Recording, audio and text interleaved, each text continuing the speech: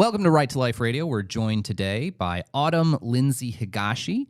Autumn is an ambassador for Students for Life of America. Is that your title? Ambassador? Speaker gal? What's your... I wear many hats. Okay. Yeah. Spokesperson, ambassador, apologist. We know whatever you're feeling. Whatever Kristen tells you to do. Okay. We're joined by Autumn Lindsey Higashi from Students for Life of America. We are hosting Autumn here in lovely Fresno over the course of the day. She spoke at San Joaquin Memorial High School. She's also speaking for Fresno State Students for Life, and she took some time out of her busy schedule to sit down with us for a quick little 15-minute or so interview. So welcome, Autumn, to Right to Life Radio. Thank you. All right. And welcome to our fabulous newly renovated studio, which producer Colton on the ones and twos just finished up. Okay, so I want, for those who aren't familiar with you, I want to, as I accidentally kicked the wire holding your headphones in place. I want to just give you an opportunity to share about how you sort of got started doing this. You are the classic, I did a video and it went viral internet success story in a way. So take it away. What happened? How did you become involved with pro-life work? Yeah, so I grew up in a small town, Christian home. We talked about the pro-life movement. I knew what it was. I didn't really realize there was kind of an active movement happening. I just knew about the pro-life stance, and we'd help out at the pregnancy resource centers and, things like that, but very minimal. And I was pretty unaware of what was happening nationally. And then I saw a article on my Facebook titled "What to Get a Friend Post-Abortion," published by Teen Vogue.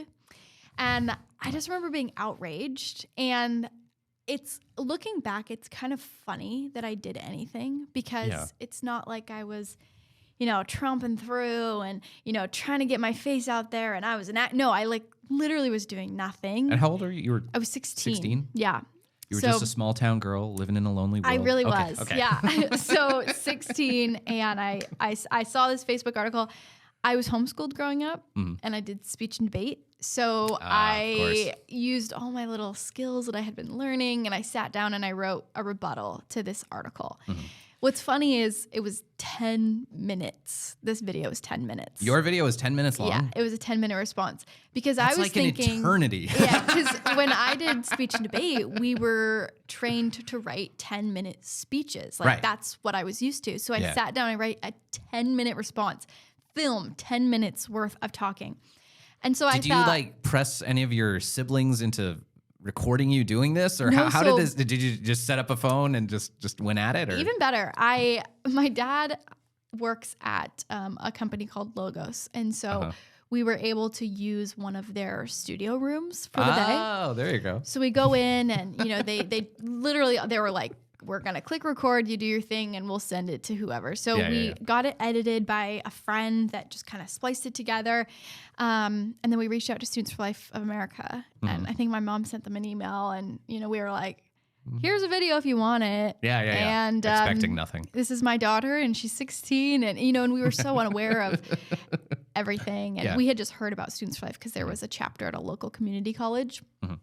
So they take the video, and I remember the day that they had published it, I had kind of forgot about it. And then it occurred to me. So I was like, I should go see if they posted it. So I go to their Facebook and I scroll down and I see my face. And the caption was, "This is Autumn Lindsey. She's Planned Parenthood's worst nightmare." And I remember being like, I was like, that seems like a really aggressive stance. I mean, I don't know.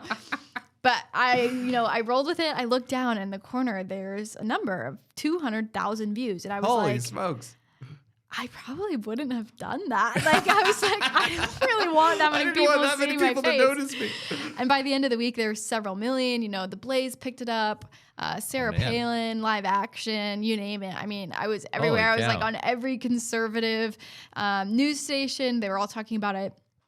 And so all of a sudden, people were looking at me as if I was some pro-life activist. And I remember having serious fear because I was just thinking in the back of my head, if they find out who I am, they're going to be so disappointed.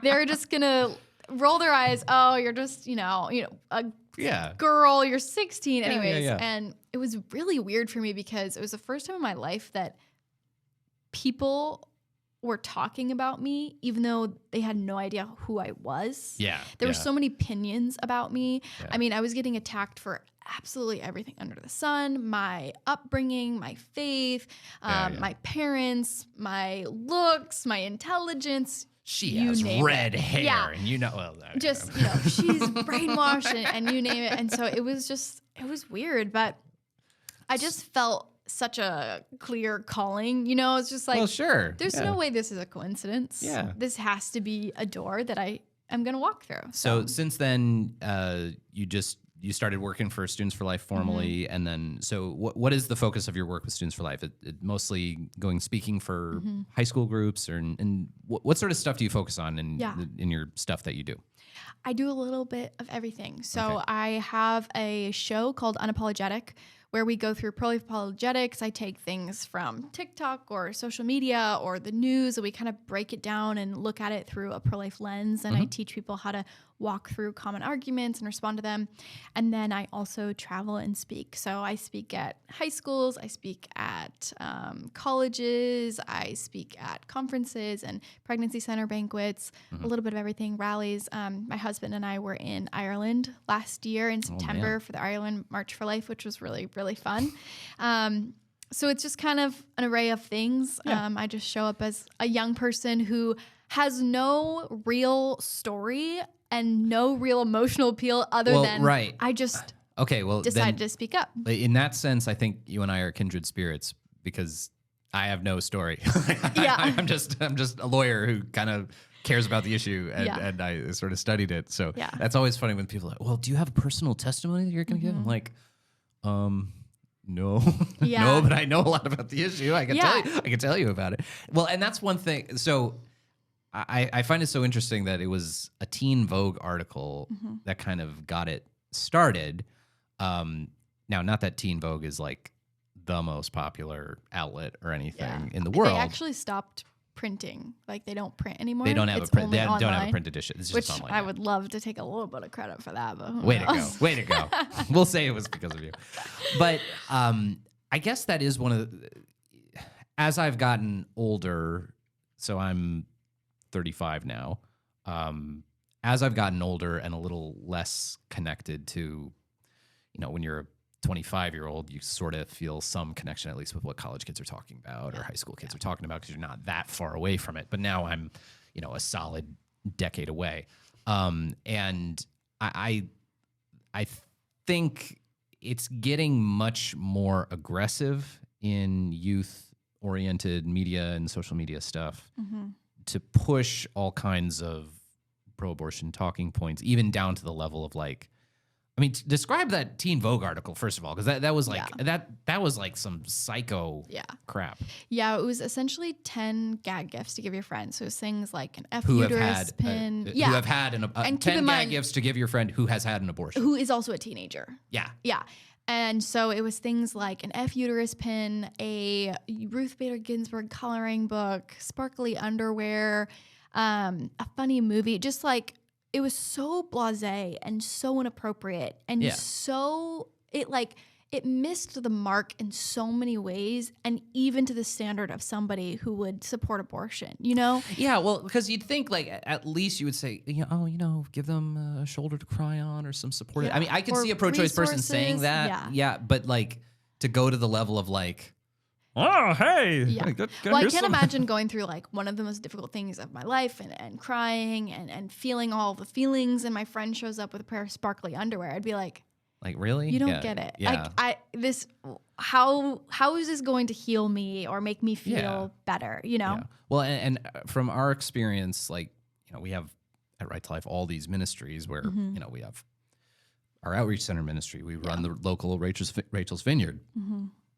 And this is one of the sick things kind of in California law. So, I mean, the way California law structures, minors can't agree to a lot of things. Minors can't sign contracts. In California, a minor cannot go to a tanning salon. Yeah. Even with her mom and dad, may not go to a tanning salon. But a minor can walk into an abortion clinic, have a surgical abortion, never tell their parents, and prevent the healthcare provider from telling their parents. Yeah.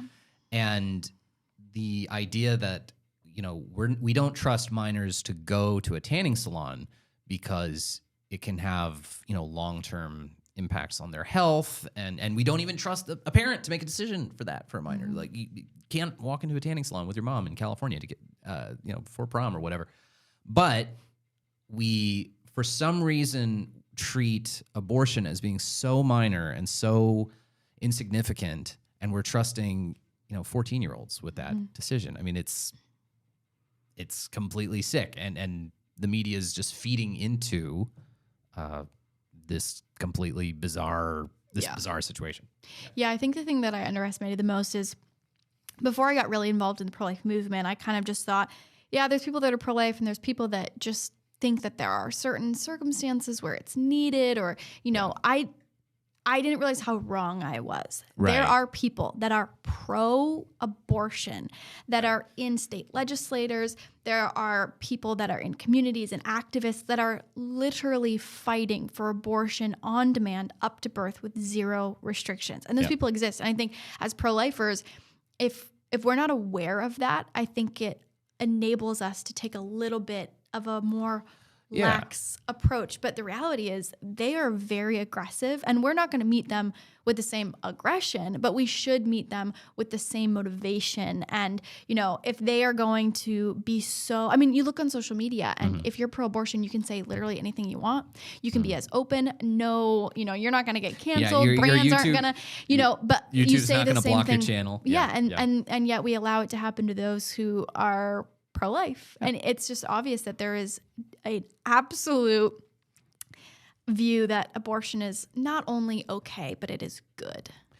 From the perspective of someone who was more recently in that age bracket, what would you say to a parent who is handing their teenager a smartphone for the first time when it comes to, and maybe just beyond just the question of abortion, but like, what kind of messages are you opening a kid up to with unrestricted phone access? I think it's worse than parents assume. And I think parents' first thought is, I don't want them to run into danger, right? Whether that's pornography, whether that's bullying. I think those are the first things that we think of. But I think almost as dangerous effect is this odd connection with a culture that glamorizes not caring about anything. The less you care, the cooler you are, the better you are, the more depressed you are, the more relatable you are. And it breeds this terrible generation of people that are so lost, but they don't know where to search. And instead of trying to get better, you just find somebody who's as miserable as you, and you just kind of feed off of it. And that's why we have the most depressed generation we have ever had. And skyrocketing rates of people diagnosed with mental health disorders. And I mean, and you're right when it's almost like a status symbol. Like, what's the worst thing you can be? Well, boring, straight white guy, I guess. But it's who's the biggest victim. That's what our culture has become. Victimhood is currency. Yeah. And you are more listened toable and need to be listened to more if you are if you can put yourself into as many little boxes and as many and it's sad because the root of it is people are looking for an identity. Everyone wants to be known and everyone wants to be loved, and we have this odd piece of our culture that says if you are a victim, you get unconditional love. We're not allowed to touch that, right? To criticize you. We're not allowed to criticize you. And so it's almost like a shield that we're putting on ourselves of, I'm a victim, and so you have to love me and you have to accept me. But, we should be doing all that we can to become victors, not victims. And if everyone's a victim, then no one's a victim. And we have this culture of people that it's just... It's sad. I laugh at people who say, well, I was traumatized by such... Well, were you really traumatized, or did you just have a bad day? And how offensive is it to people who are actually dealing with trauma? People who've had abortions often. Well, and that's even, you say this culture of people try to demonstrate how little they care about things.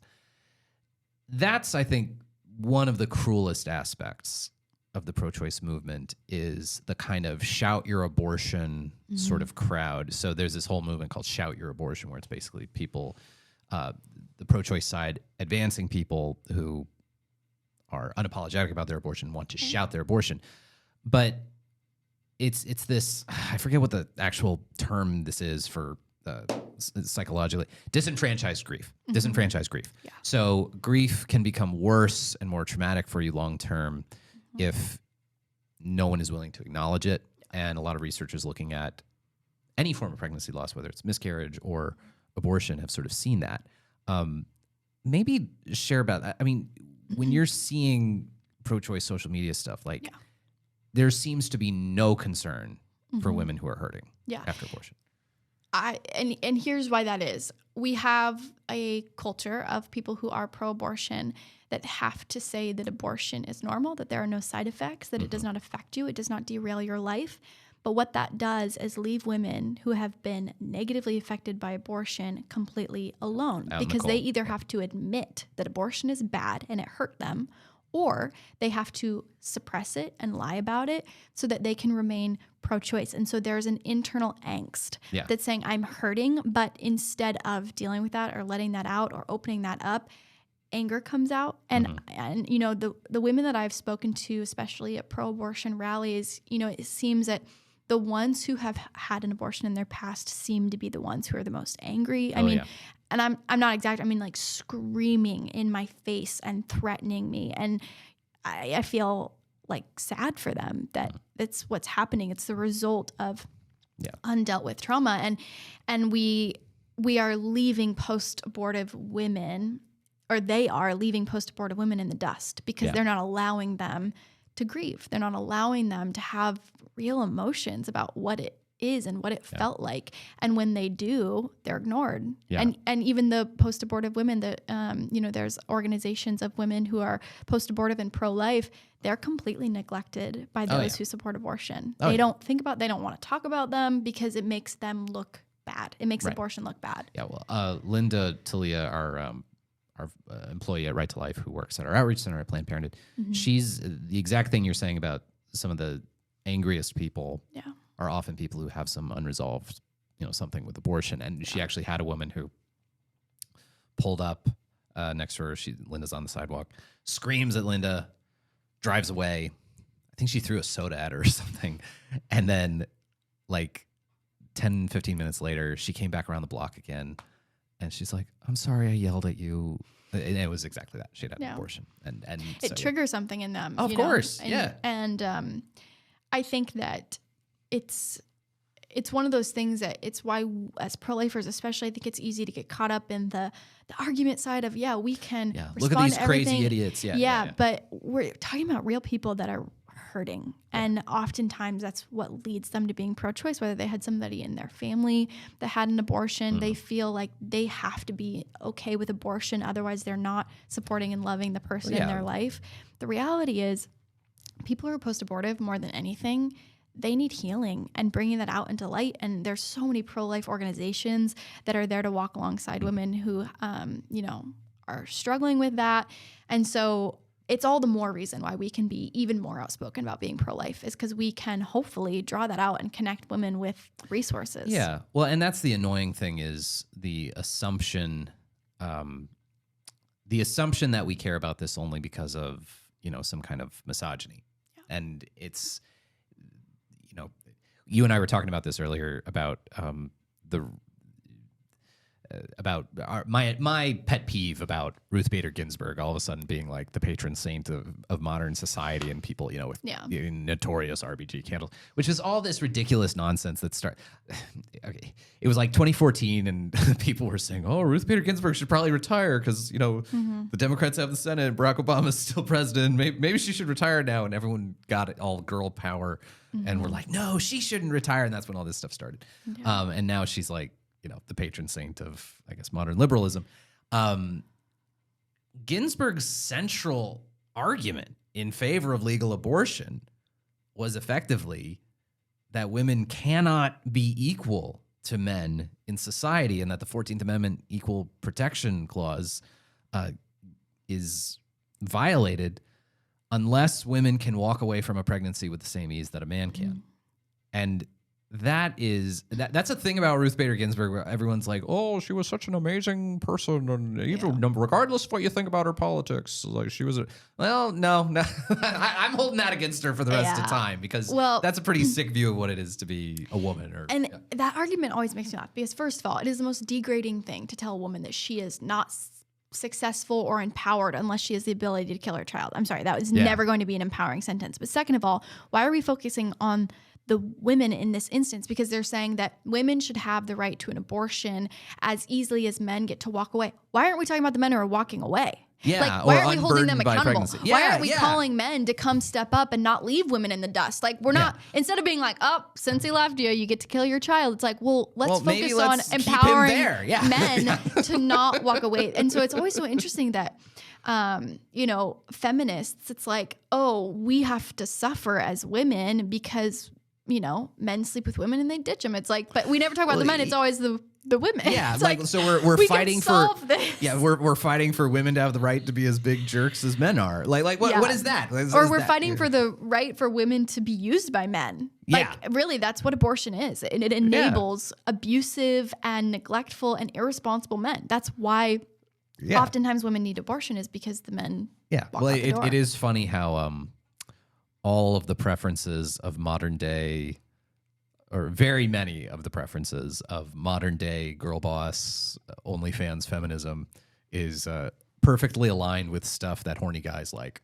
Yeah. It's, hey, have an abortion so we're not weighed down by a pregnancy and sleep around with a bunch of guys. Like it's amazing how perfectly that lines up with the desires of sleazy men. Well, it's ridiculous too because, I mean, the people who started the fight for abortion legally and they were all white men. Yeah. But it's basically, how can we manipulate women into thinking it's their idea so that we get what we want? If we can convince women that abortion is empowering, then we win. It's like, oh my gosh. Well, that was one of the worst articles after Roe was overturned was this law student from somewhere, I can't remember where, who was like lamenting, oh, I'd hate to, if with one of my girlfriends, should she ever get pregnant, I'd hate for her to lose the right and derail all of her lives. You mean you're right? Oh, you mean you? So So what? He sort of pulled back the curtain on what his real concern was. Mm-hmm. All right. Well, Autumn, thanks for joining us. Plug whatever you need to plug. I know you've got like a speaking tour coming up, and so share all the stuff you want to share. Yes, my newest project is my first speaking tour. I'll be hitting college campuses, mostly on the West Coast, but I'll be at ASU and University of Washington and a couple others. And then I also have a show called Unapologetic that lives on Instagram. You can find that at the Students for Life page or my Instagram, which is just at Autumn Higashi. There you go. Yeah. All right, very good. Autumn Lindsey Higashi from Students for Life America, thank you so much for joining us. Thanks for having me. All right, we'll be right back with more on Right to Life Radio, a production of Right to Life Central California, rtlcc.org.